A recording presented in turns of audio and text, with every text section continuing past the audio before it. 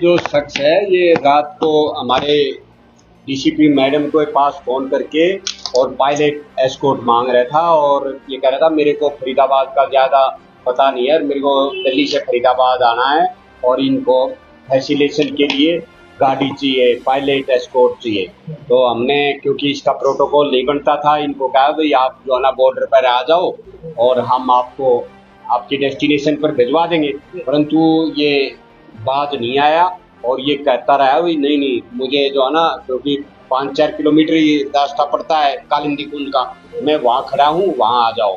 तो हम वहाँ गए और इसको लेकर के आए और इसको यहाँ से डेस्टिनेशन पर ले जाने के लिए जब कहा भाई आपका डेस्टिनेशन कहाँ है, तो ये बोला यहाँ आने के बाद फरीदाबाद में मेरे एरिया में आने के बाद बोला मेरे को वापस नोएडा छोड़ के आओ जहाँ से मैं आया हूँ। तो माँ बोला जी ऐसे तो नहीं है। फिर हमने इसकी आइडेंटिटी प्रूफ के बारे में पूछा तो इसने वैसे पहले तो मेरे को कहता रहा मैं आईपीएस ऑफिसर हूँ डीसीपी साउथ सुरेंद्र चौधरी। तो हमने फिर एसएचओ जो जैतपुर है उसके संपर्क किया और इनके आइडेंटिटी के बारे में पता किया और उसके बाद इनका मोबाइल फोन लिया उनसे। तो ये इनका फिर मामला सारा उजागर हो गया। यहाँ अगर पता किया तो इसने पता चला वो ये हमारी डीसी WPS वुमेन एसएचओ को भी धमकाया इन्होंने और वहाँ के अनुसंधान अधिकारी को धमकाया। इसके खिलाफ कोई शिकायत है उस थाने में, महिला थाने में। तो ये भी कल ही काम किया, धमकाने का काम भी कल ही किया है महिला को? हाँ कल ही किया है इसने। तो इसका बैकग्राउंड क्या है?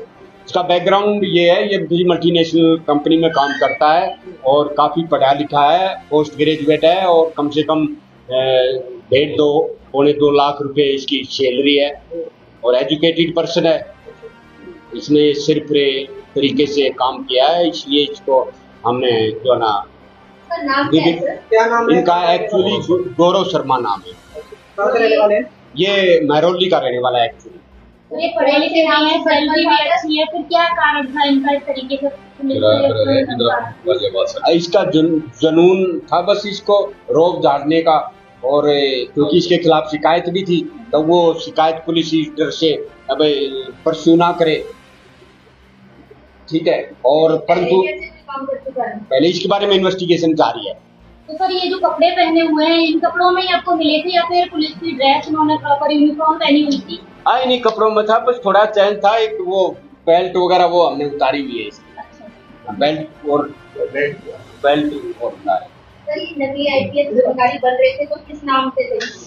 ये सुरेंद्र चौधरी के नाम से। हाँ मैंने नेट पे देखा तो कोई सुरेंद्र चौधरी आईपीएस का नाम आया हुआ था, आया था। इसके कोई हैं रहे हैं ये पता है इसको।